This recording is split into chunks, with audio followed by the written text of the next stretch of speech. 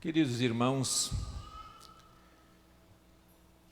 há ensinamentos na Bíblia que a razão de forma alguma consegue compreender.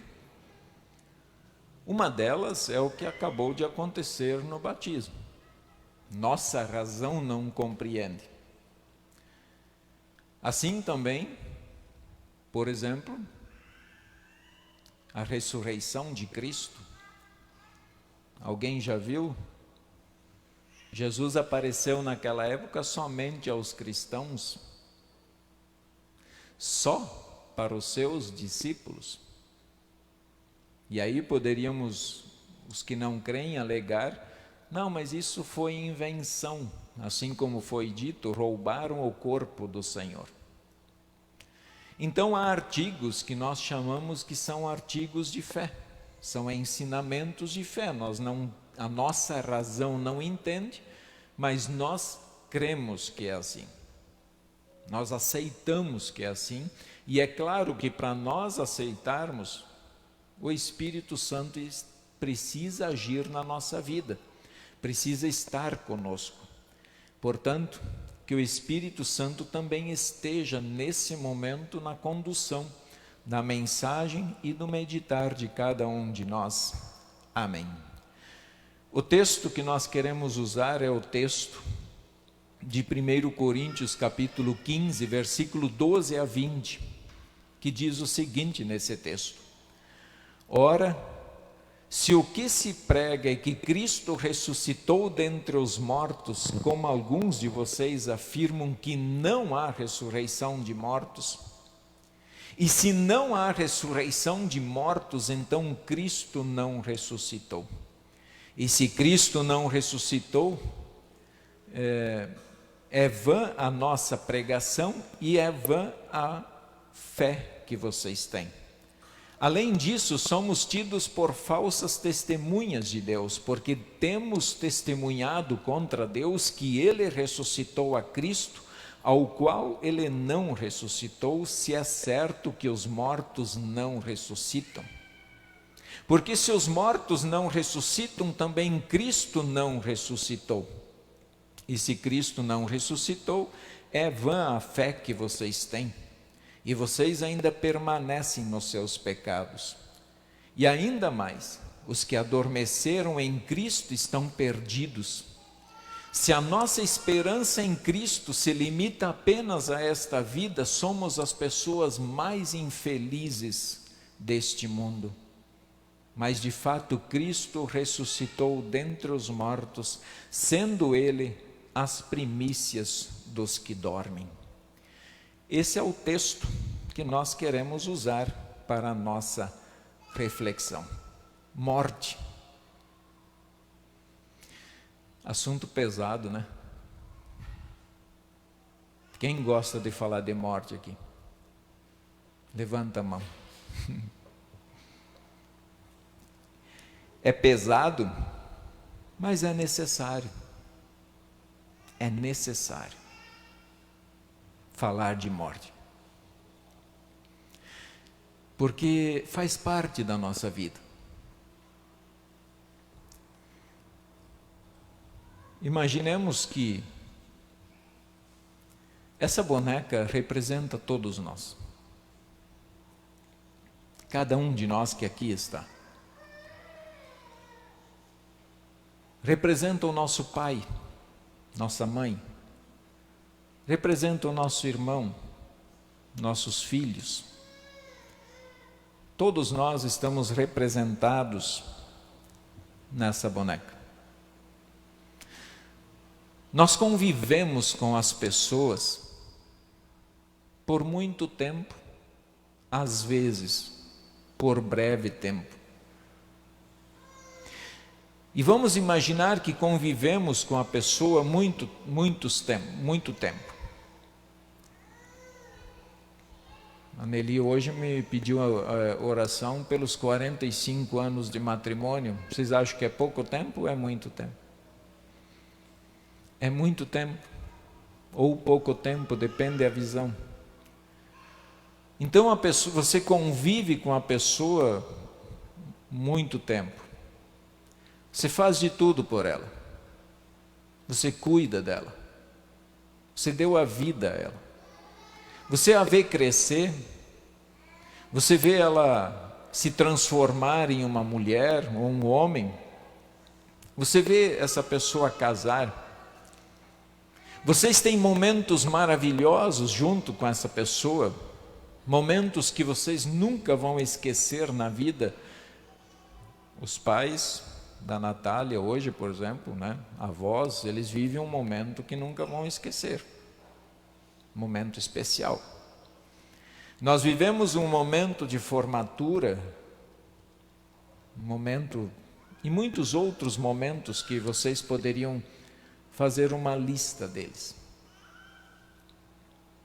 Mas também nós compartilhamos muitos momentos difíceis,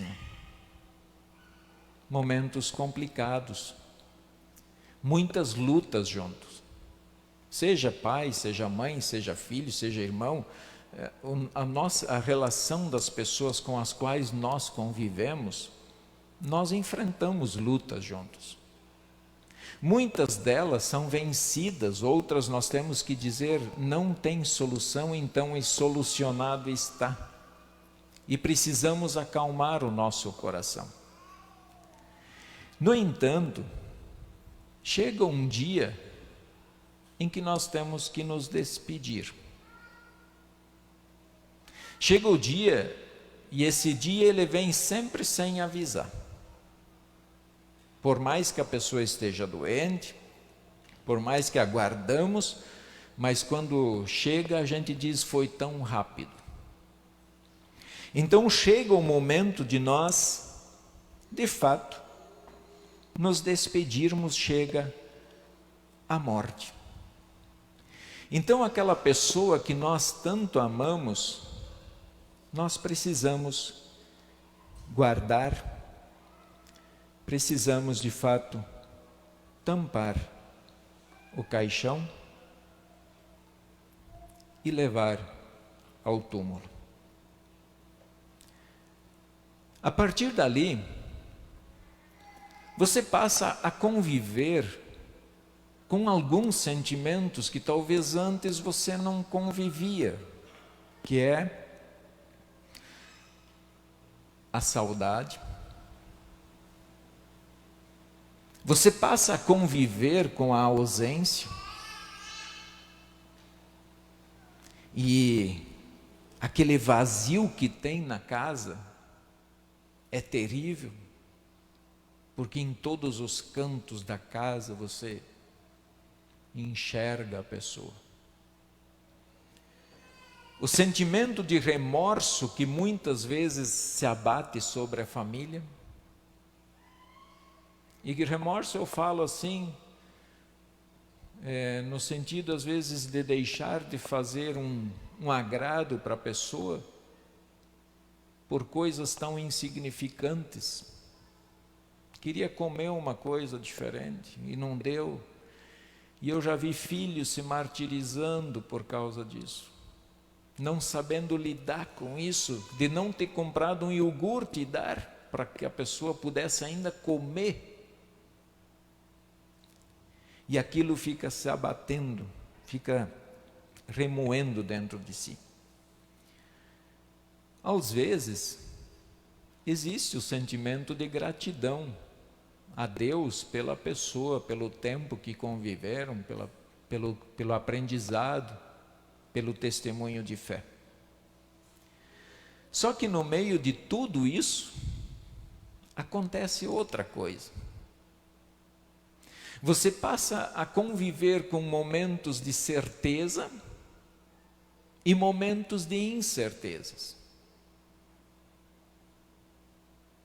Por que momentos de certeza? Porque nós vimos na Escritura que a Escritura fala de ressurreição. Eu não estou tratando aqui de reencarnação. Reencarnação é minha alma sai do meu corpo, reencarna em outro corpo. Eu estou falando de ressurreição. Daquele corpo que nós colocamos lá no túmulo, nós vermos aquele corpo ressuscitar, voltar a viver. Então tem dias que nós talvez perguntamos, será? Outros dias nós estamos tão convictos da ressurreição, e isso faz parte da vida. Será que eu vou me encontrar com a pessoa? O que irá acontecer depois da morte? Em nosso texto nós percebemos que alguns irmãos de Corinto estavam duvidando da ressurreição do corpo. Na verdade, a própria cultura grega, eles não dão valor, ou não davam valor ao corpo físico, mas eles achavam que a única coisa que valia era a alma. Mas eu penso que pelo fato de Cristo ter vindo ao mundo, ter morrido por nós sermos transformados nesse corpo, o corpo material tem o seu valor, sim. Então eles diziam que o corpo é matéria, acabou, morreu, sepultou, acabou, nunca mais você verá esse corpo. Isso é o que ensinava os gregos. Talvez alguns de nós pensemos assim. Talvez nós pensemos desta forma. E por isso que eu falei antes que são artigos de fé. Eu nunca vi alguém ressuscitar. Quer dizer, pela fé, nós vemos como filhos de Deus Jesus. E tantas outras ressurreições mencionadas na Escritura. Lázaro. Então nós temos alguns relatos de ressurreição. Mas o que eu falo é de nós vermos pessoalmente aqui com os nossos olhos, nós nunca vimos. E aí nós esperamos. Mas se nós não cremos nisso, e alguns pensam que isso não muda nada, nós acreditarmos ou não acreditarmos na ressurreição, mas muda sim. Porque esse é o ponto-chave que nos difere, que faz a diferença do cristão. Nós olhamos além. Se não faz diferença, então o apóstolo Paulo ele levanta algumas questões para nós meditarmos e respondermos. Ele diz: nem mesmo Cristo ressuscitou. Então, se eu não creio que o meu corpo vai ressuscitar, ele está dizendo, então Cristo também não ressuscitou. E daí ele levanta outra. É vazia a nossa pregação. O que nós estamos fazendo no culto? Se nós não cremos na ressurreição, o que fizemos no culto? Estamos aqui para preencher uma agenda, preencher um horário, cumprir uma obrigação. O que estamos fazendo aqui? É vazia a fé que vocês têm. Vocês não falaram que têm fé em Jesus? Que fé é essa? Então ela é vazia, ela não tem sustentação. Nós somos falsos testemunhos, então, de Deus, se nós não crermos na ressurreição.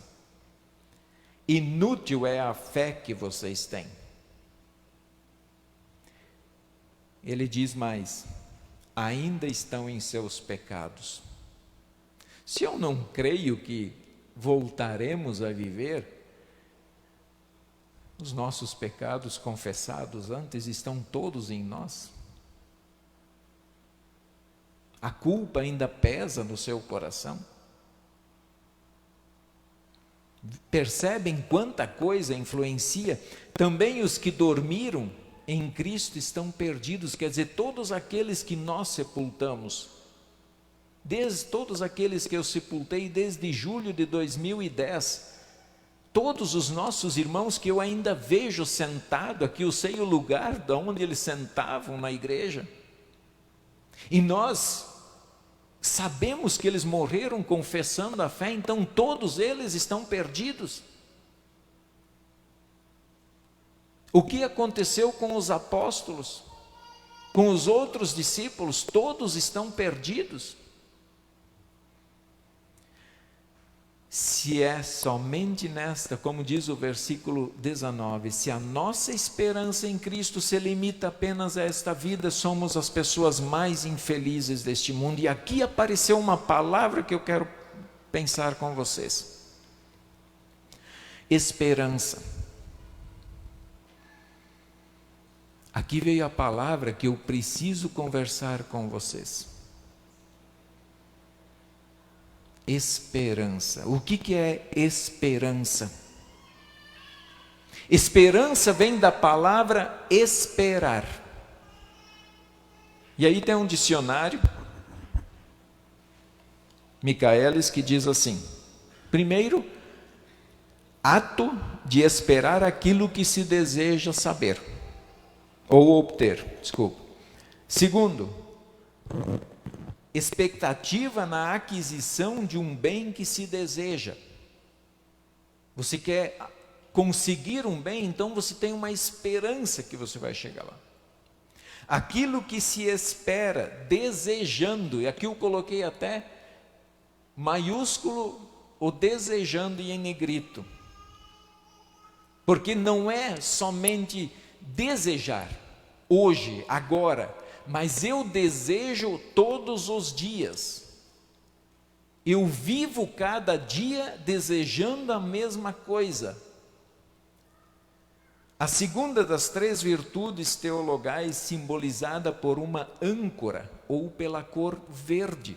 Hoje nós temos o verde no altar, simbolizando esse verde, é esperança. A âncora é o símbolo da esperança.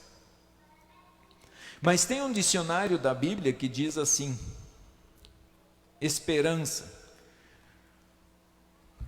confiança no cumprimento de um desejo ou de uma expectativa.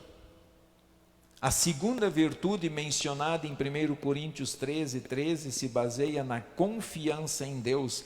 Cristo é a nossa esperança.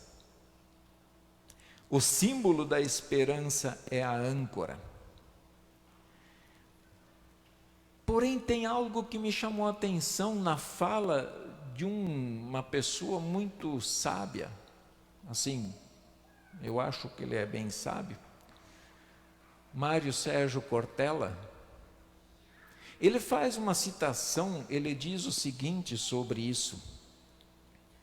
Segundo o grande pensador da educação Paulo Freire, é preciso ter esperança para chegar ao inédito viável e ao sonho.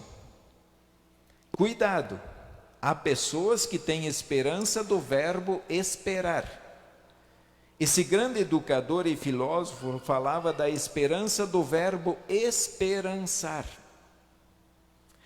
Esperar é: eu espero que dê certo, espero que aconteça, espero que resolva. Isso é esperar. Esperançar é ir atrás, é não desistir. E é exatamente ali que eu quero pensar com vocês sobre o termo esperança. O texto fala: se a nossa esperança em Cristo se limita apenas a esta vida, apenas a essa vida é a esperança nossa. Eu creio que Deus vai fazer um milagre na vida de vocês ou na vida de um enfermo. Eu creio que Deus me livrou de um acidente. Eu creio que Deus me abençoou para conseguir algo. Passar num concurso, um vestibular, enfim, que eu consegui uma casa. Se eu creio que Deus pode me livrar da morte somente enquanto eu estou com vida, e Ele pode fazer isso, e outras coisas que vocês poderiam citar, o que vocês esperam e têm esperança? Porém, se nós não acreditamos e não temos nenhuma esperança de ressuscitar, de sair da caixa, de levantar vivos, de voltar a respirar, de ver a carne sobre os nossos ossos, de ver vida nesse corpo que sepultamos, então nós somos os mais infelizes dos seres humanos. Por isso que vem a pergunta: o que fizemos aqui se nós não acreditamos nisso? Quando sepultamos alguém, se nós o levamos sem essa esperança, para que orar? Onde está a nossa confiança? Neste sentido, eu concordo com o verbo esperançar, a exposição do Mário Sérgio Cortella. Eu creio que eu tenho uma firme esperança. E nós podemos ter essa firme esperança todos os dias da nossa vida. No entanto, como filhos de Deus, nós não vamos somente ter essa esperança, mas nós vamos proclamar essa esperança. Nós vamos falar dela. É essa esperança que me faz levantar de manhã e agir. É essa esperança que me faz ficar de joelhos perante Deus. Vou esperar, mas não de braços cruzados. Nós não esperamos Cristo voltar? Por mim, Cristo podia voltar agora, sem peso de consciência, sem problema algum. Até gostaria que voltasse agora. Mas enquanto ele não chega, eu vou esperar. Mas não de braços cruzados. E essa é a diferença quando nós pensamos no esperançar. Eu vou esperar, mas esperançando, trabalhando, divulgando, falando, confessando a minha fé, proclamando Cristo para todas as nações. Porque o Espírito nos leva a isso. A fé nos move, ela ferve no nosso peito e ela não nos deixa ficar sentados e simplesmente achar que tudo está bem, que tudo está pronto. Mas eu vou levar essa esperança para todos os corações.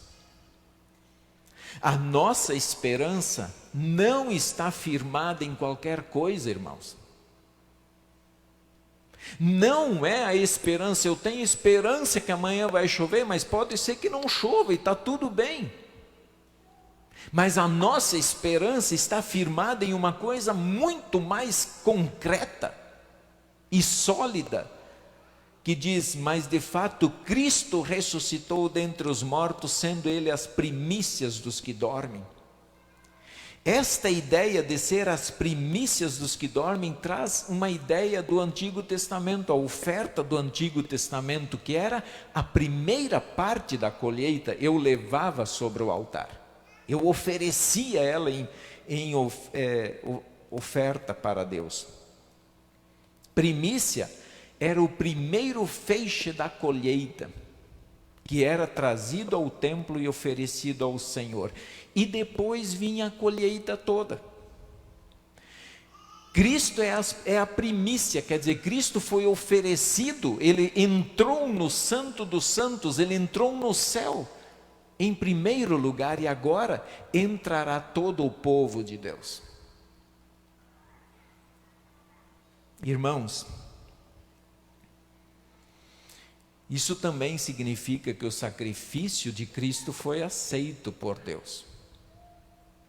É um sacrifício santo, perfeito e completo, por mim e por todos vocês.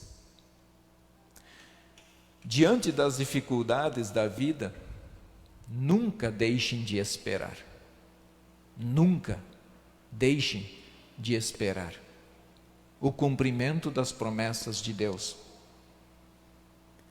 No entanto, porém, junto com o esperar, vamos esperançar, vamos trabalhar, vamos levar o Evangelho, levar essa notícia maravilhosa que Cristo é o nosso Senhor e Salvador e que Cristo ressuscitou dentre os mortos, e porque Cristo ressuscitou,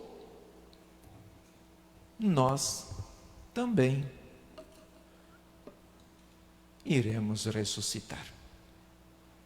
Voltaremos a ter vida. Creiam nisso, vivam isso. Todos aqueles que sepultamos, meu Pai, os pais de vocês, os filhos de vocês, os irmãos de vocês, um dia nós vamos abraçar. Um dia estaremos lá, na presença desse Deus, louvando e bendizendo o seu nome de corpo e alma. Louvado seja o nome do Senhor. Amém.